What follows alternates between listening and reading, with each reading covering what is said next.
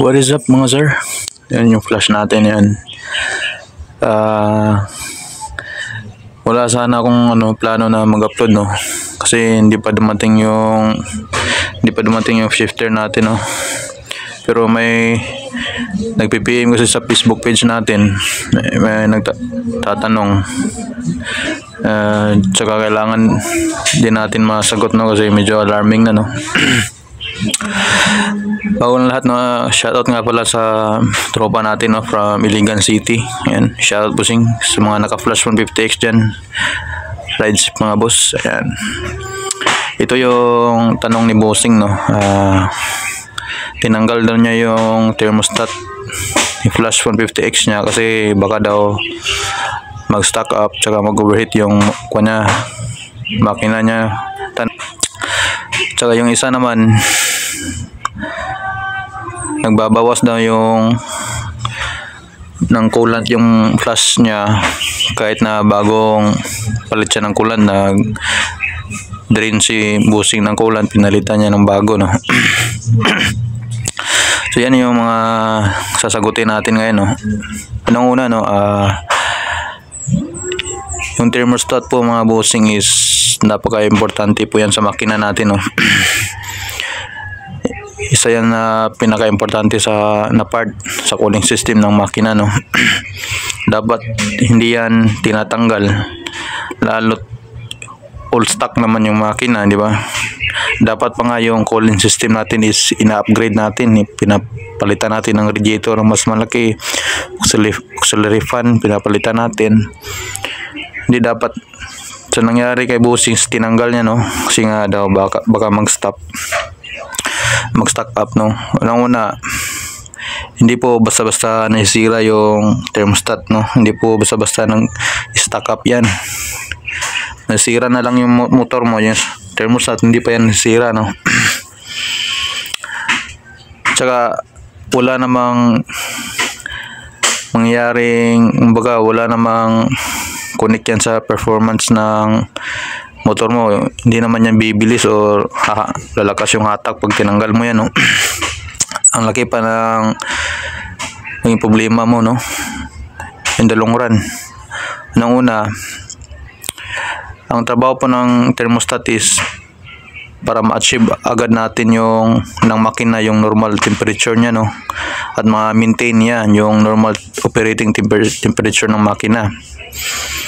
Yan yung trabaho niya. Valve yan, no. Kapag mainit na yung coolant, nag-open po yan yung valve niya, tapos tsaka mag-circulate yung coolant natin sa makina. Kapag malamig na yung coolant, sasarado ulit yan. Ganon lang yung function niya, no. Ngayon, nung tinanggal ni bossing, maging mangyari dyan is, di ba pansin yung mga bossing kapag nag-cold start tayo sa umaga, ang taas ng minor, no, ang taas ng idle niya, para nasa 2,000 RPM. Kasi para uminit agad yung makina, tapos bababa ulit sa normal, no. Sa flash natin is ang normal niya is 1.6, no, 1,600 RPM. Pag start ng makina mga bossing, lalo na kapag malamig, hindi agad nag-circulate yung coolant natin sa makina. Nakapundo pa po yan kasi sarado pa yung thermostat natin, hindi pa naka-open kasi nga malamig pa, no. So ang mangyari dyan, pag start natin, tataas yung RPM kasi yung injector natin is malakas yung buga ng gasolina niya para tumaas yung RPM. Yung andar, mas madaling mainit yung makina, no. Nakasarado pa po yan si thermostat. Pag na-achieve na yung temperature niya, na uminit na yung makina, tsaka pala yung nag-open si thermostat, no. Tsaka pa lang yung coolant iikot sa makina. Ngayon, sa tinanggal na ni bossing yung thermostat, no, kapag nag-cold start tayo, pag andar agad ng makina is iikot agad yung coolant sa makina, no. Iikot agad yan. Kasi wala nang bara, wala nang thermostat na nagko-control sa coolant natin, no. Kahit malamig pa yung makina, iikot na yung coolant, iikot na yan hanggat umandar yung makina. Hindi nag-stop yung coolant natin na mag-circulate sa makina. Ngayon, ang nangyari dyan is matagal uminit yung makina natin. So, kapag matagal uminit, yung RPM niya is matagal din bumaba, no? So, yung injector natin is buga ng gasolina yan. Ang mangyari is tataas yung konsumo natin sa gas. Tsaka hindi na balanse yung mixture ng gas tsaka yung hangin. Kasi nga, malamig yung makina natin, matagal pa minute kasi naka-circulate yung coolant palagi, no? Wala na nagko-control sa makina, no? Kahit paandarin mo ng ilang minuto, ang tagal bumaba ng RPM kasi nga malamig pa yung makina, hindi pa niya agad na-achieve nakuha yung operating temperature niya, normal, no? Kasi malamig na yung makina. Wala na nagko-control, di ba? Tsaka lalakas sa gas, mawala yung idle na normal niya, tataas yung minor, tsaka hard starting po yan in the long run, no? Kasi nga yung supply ng gas masyado na hindi na normal, no? Mas magre-reach siya, no? Parang sobra na sa gasolina, no? Tatanggalin mo lang yung thermostat kapag yung makina mo is superloaded na talaga, yung racing na, di ba?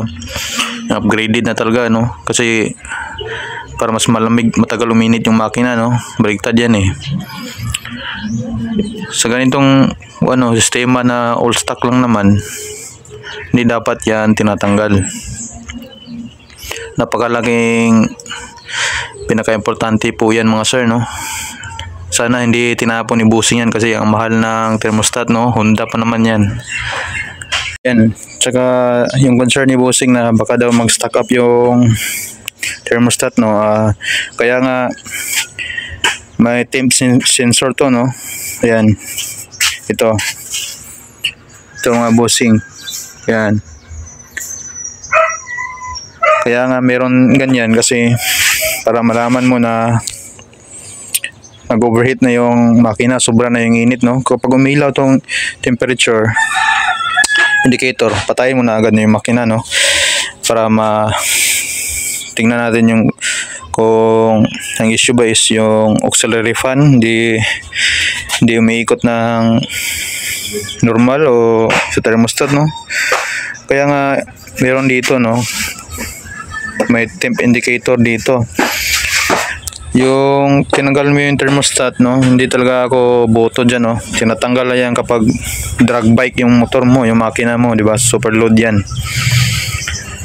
Tsaka dito may nakita ako, may nagpost dito na sunburn daw. Hindi po yan sunburn, mga boss, no? Kasi itong takip na to, hindi naman yan nakadikit sa mismong LCD ng natin, digital natin. Moist lang po yan, mga sir, no? Kasi baka pag nag-washing tayo tapos may pumapasok na kaunting tubig, kaya pag nainitan, nagmo-moist yan, no? Nawawala rin din yan pag nainitan, no? Hindi po yan sunburn. Ayan. Kay sir naman ito na nagbabawas daw kahit na wala naman daw leak, kakapalit lang daw ng coolant yung Bossing, no? Ito lang po yan, mga sir, no? Unang-una, hindi naman nagbabawas talaga yung ganitong klaseng makina, no? Kung walang leak, tinanong ko si Bossing kung tinanggal ba niya yung leak shield niya, tapos pinandar niya kung nakita ba niya na walang tumatagas, kasi minsan kasi may leak kumbaga dito banda sa thermostat.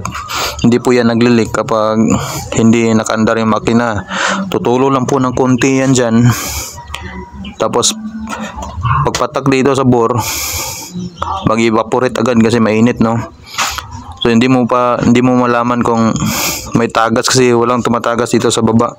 Kasi dito pa lang nag-evaporate na yung coolant na tumutulo dito. Pangalawa is yung bleed, no, hindi na bleeding ni bossing siguro yung radiator niya, no. Kapag nagpapalit po tayo ng coolant, na rin po yan, i-open nyo po to, yung radiator cap, lagyan nyo ng coolant, tapos pagkapuno, wag nyo muna isarado, pandarin nyo muna, tapos magbabayan, lagyan nyo ulit, tapos wag nyo muna patayin, pandarin nyo muna, hayaan nyo muna, kasi yung hangin para makalabas, no, yung tinatawag natin na air bubbles, no, para makalabas, no, para yun, binibleed din po yung radiator natin, no, hindi po yan baka paglagay ni bossing ng coolant sa radiator na pagkapuno, takip agad, tapos pinatakbo niya, no. Normal na po pag pagtingin niya ulit, bumaba na yung coolant, no. So hindi po ibig sabihin, no, na may leak.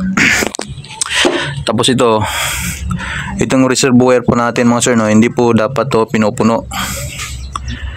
Dito lang po yan sa kalahati, no. Pansin nyo po dito yung guhit ng level ng full nakalagay dito lang sa may kalahati banda. Diyan lang po yan dapat, no. Hindi po dapat yan pinupuno, kasi may nakita tayong tropa din natin, no. Dito binutasan pa niya dito, tapos nilagyan niya ng hose papunta dito sa taas para pag nagdagdag daw siya ng coolant is hindi na daw siya magbabaklas, no. Mali po yan, bossing, no, kasi pag andar po ng makina, pag init na yung makina, nag-expand po yung coolant natin, yung tubig kasi yan, nag-expand yan. Kung napapansin nyo, yung radiator hose natin dito sa taas, nag-expand yan, mga bossing, no, dahil sa yung coolant, pag mainit na, pag na-reach na niya yung boiling point niya, nag-expand yan. Ngayon, pag sobra na yung pressure niya, ipapasa ni radiator yan dito sa reservoir niya, yung coolant, no. Sobra na kasi nga nag-expand siya, no. So papasa niya dito yan sa reservoir, no. Kaya pag naglo-long rides kayo, napapansin nyo na tumaas yung level ng coolant natin, pero hindi yan aabot sa point na mag-overflow tong reservoir, no. Tataas ng konti yan. Tapos pag nag-cool down na yung makina, higupin niya ulit yan pabalik sa radiator. Ganun lang po yan.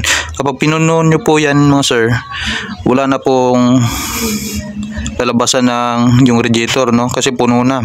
Nangyayari dyan is mag-overflow po dito, no, dito sa cup natin, o dito, kasi yung pressure wala na pupunta, no, kasi puno na, pinuno nyo na, no. So dapat kalahati lang po yan, mga sir, no. Kung magdagdag kayo ng coolant, hindi po dito, no, dito po mismo sa radiator natin. Yan lang po, mga sir, no. Palala ulit, dapat higpitan nyo to dito, yung mga hose clamp, kasi maluwag po yan. to yun lang, hindi namang nagbabawa si Flash X talaga, brand new yan, diba? Yun lang, no. Sana nasagot ko ng maayos, no.